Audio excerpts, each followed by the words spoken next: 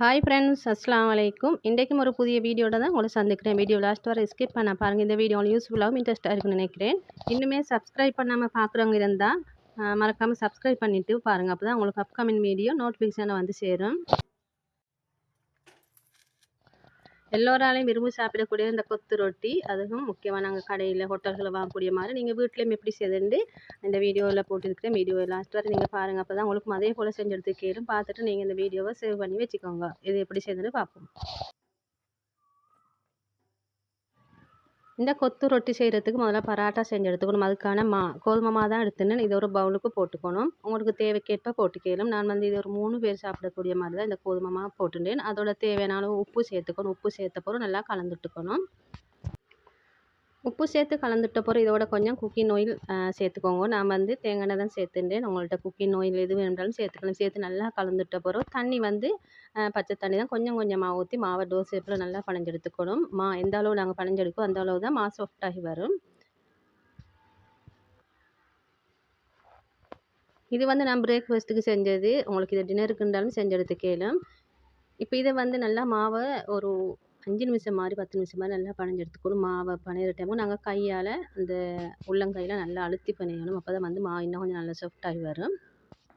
இந்த கொத்து ரொட்டி வந்து பிகினர்களாலும் லேசில் செஞ்சிடலும். இதே போல் நீங்கள் செஞ்சு பாருங்கள். ஒரு முறை சரி கொஞ்சம் அளவுகள் எடுத்து இப்போ மாவை மூடி போட்டு அப்படியே மூடி வச்சுட்டேன்.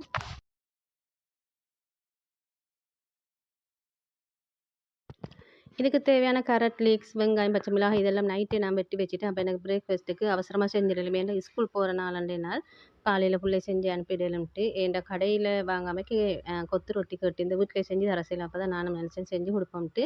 இப்போ இதுக்கான அந்த கேரட் லீக்ஸ் வந்து எந்த அளவுன்ட்டு இல்லை, உங்களுக்கு தேவைக்கேற்ப எடுத்துக்கலாம். இதெல்லாம் கட் பண்ணி வச்சு இந்த ஃப்ரிட்ஜில் அதையும் எடுத்துகிட்டு வெளியில் வச்சுட்டேன். இப்போ இதோட வந்து சிக்கன் வேணும். சிக்கனில் கொஞ்சம் பீஸ் இருந்துச்சு. அதை வந்து கொஞ்சம் மசாலா தடவி அப்படியே வேக வச்சுட்டு வெந்த பொருள் தான் நான் எப்பவும் ஃப்ரை பண்ணி எடுத்துக்குவேன். இப்போ இது வந்து வற்றி வந்த அப்புறம் அதையும் எடுத்து அதையும் ஃப்ரை பண்ண போட்டுட்டேன். நல்லா பொரிஞ்சு வரத்துக்கு அதை அப்படியே எண்ணெயில் போட்டுருவோம். நல்லா பொரிஞ்சு வரட்டும். அந்த எண்ணெயை எங்களுக்கு அந்த கொத்து போடுறதுக்கு யூஸ்ஃபுல்லாக இருக்கும். அது நல்ல டேஸ்ட்டும் கூட. இப்போ ஒரு போர்ட் வச்சுக்கோங்க. இல்லாண்ட ஒரு கவுண்டர் டாப் நல்லா க்ளீன் பண்ணி அப்படி கொஞ்சம் ஆயில் ஸ்ப்ரே பண்ணிக்கோங்க. இப்போ இந்த ஆயில் ஸ்ப்ரே பண்ணிட்டு கொஞ்சம் ஆயில் தடவிக்கோங்க. இப்போ மாவை நல்லா உருண்டை ஷேப்பாக இப்படி எடுத்துக்கணும். எடுத்த பிறகு உங்களுக்கு கையால் இப்படி இழுத்து இந்த பராட்டா செஞ்சு எடுத்துக்கலாம். வீசி அடித்து எதுவும் தேவையில்லை. அப்பவும் நல்லா டேஸ்ட்டாக தான் வரும். இந்த பராட்டா நல்லா மெல்லிசாக வரும். ஏன்னா நல்லா இது மாவை நாங்கள் நல்லா பனைஞ்சு கொஞ்சம் ஒரு 10-15 நிமிஷம் மட்டும் ஊற வச்சுருந்து அப்படியே மூடி போட்டு வச்சுருந்தது. இப்போ இந்த மாதிரி கையால் நீங்கள் எப்படி இழுத்து நம்ம பராட்டா செஞ்சு எடுத்துக்கலாம். நாங்கள் கடையில் செய்கிற மாதிரி அந்த வீசி அப்படி ஒன்றும் செய்ய தேவையில்லை. இப்போ எங்களுக்கு இப்படித்தான் செய்யலாம். நான் இப்படி தான் செஞ்சு எடுத்துட்டேன்.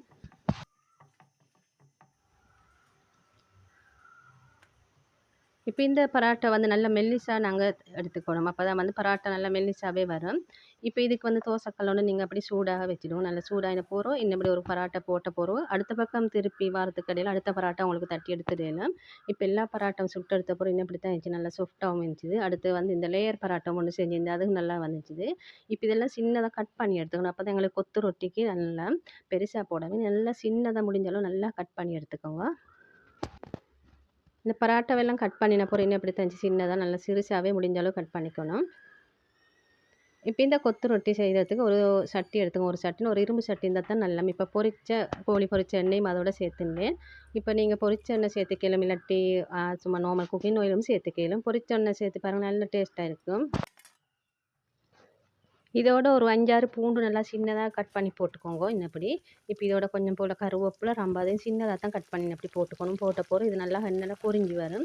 பொரிஞ்சு வர டைம் நீங்கள் இதோட வந்து வெங்காயம் சேர்த்துக்கணும். வெங்காயம் ஒரு சின்ன வெங்காயம் ஒன்று சேர்த்துனா சரி. சின்ன வெங்காயம்டா பெரிய வெங்காயத்தில் ஒரு பாதி மாதிரி சேர்த்துக்கோங்க. சேர்த்து நல்லா கலந்துட்டுக்கணும் எல்லாம். இந்த எண்ணெயில் இந்த வெங்காயம் இந்த வெங்காயம் எல்லாம் நல்லா பொரிஞ்சு வரும். அப்படி பொரிஞ்சு வர டைம் கொஞ்சம் உப்புத்தூள் சேர்த்துக்கோங்க. ஏன்னா நாங்கள் பார்த்து சேர்த்துக்கணும். சிக்கனில் அடுத்தது வந்து பராட்டாவில் எல்லாத்துலேயும் உப்பு இருக்கும். அடுத்து கறியும் சேர்க்க போகிறோம். கறினா கறியான இப்போ இதெல்லாம் நல்லா வதங்கி வரது உப்பு சேர்த்த போகிறோம். இதை நல்லா மிக்ஸ் பண்ணிக்கணும்.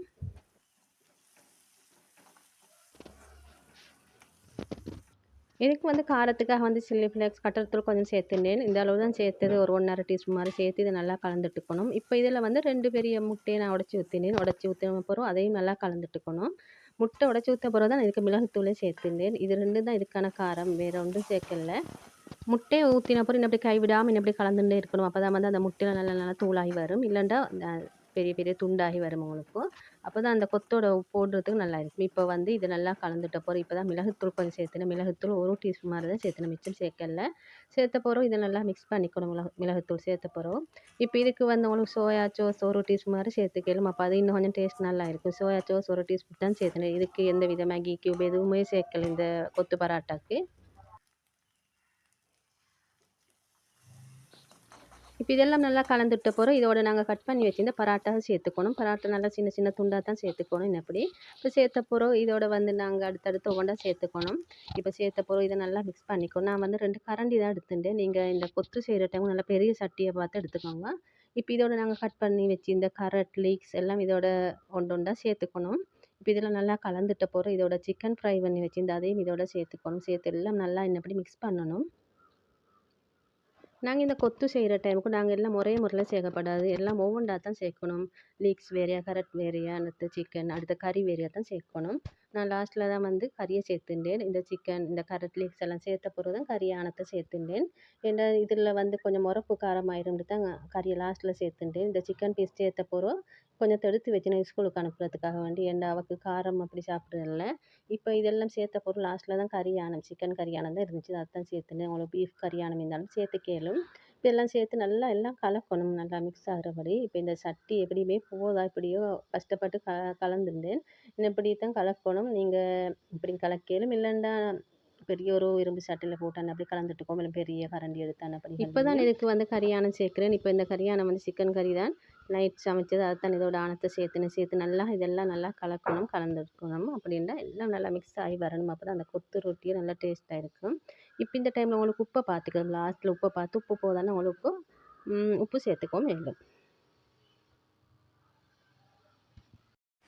கறியானம் சேர்த்து கொஞ்சம் நேரம் கலந்துருந்தா சரி. அப்போ வந்து அது போதும் கலந்துட்டுனா ஒரு 2 நிமிஷம் மாதிரி. இப்போ இதை வந்து அப்படியே இறக்கிற வேண்டியது. இறக்கி உங்களுக்கு சுட சுட சாப்பிட்டா நல்லா டேஸ்ட்டாக இருக்கும். இப்போ நான் வந்து ஒரு பிளேட்டில் போட்டு காட்டுறேன்.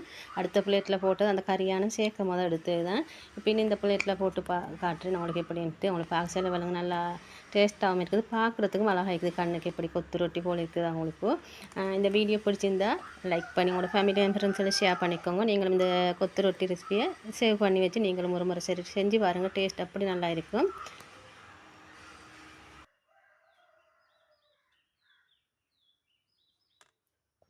ஒரு முறை சரி இந்த கொத்து ரொட்டியை செஞ்சு வீட்டில் உள்ளவங்களுக்கும் பிள்ளைகளுக்கு கொடுத்து பாருங்கள். திரும்பவும் செஞ்சு வைப்பாங்க. அப்படி டேஸ்ட்டாக இருக்கும்.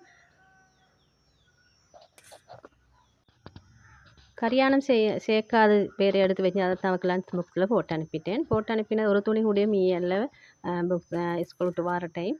டேஸ்ட் நல்லன்னு சொன்னால் இந்த வீடியோ எல்லாருக்கும் பிடிச்சிருன்னு நினைக்கிறேன். நீங்களும் இது போல் செஞ்சு பாருங்கள். இன்ஷா அல்லாஹ் நல்லா வரும் உங்களுக்கு கொத்து ரொட்டி. உங்களாலையும் செய்ய இயலும். நீங்கள் ஒரு முறை சரி ட்ரை பண்ணி பாருங்கள். இதே போல் டேஸ்ட் அப்படி நல்லா இருக்கும்.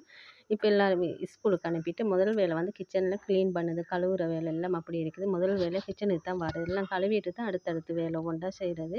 இந்த வீடியோ எல்லாருக்கும் பிடிச்சிருக்குன்னு லைக் பண்ணிக்கோங்க, ஷேர் பண்ணிக்கோங்க. இன்னும் ஒரு இன்ட்ரெஸ்டான வீடியோ சந்திக்கும் வரை எல்லாருக்கும் தேங்க்ஸ் ஃபார் வாட்சிங்.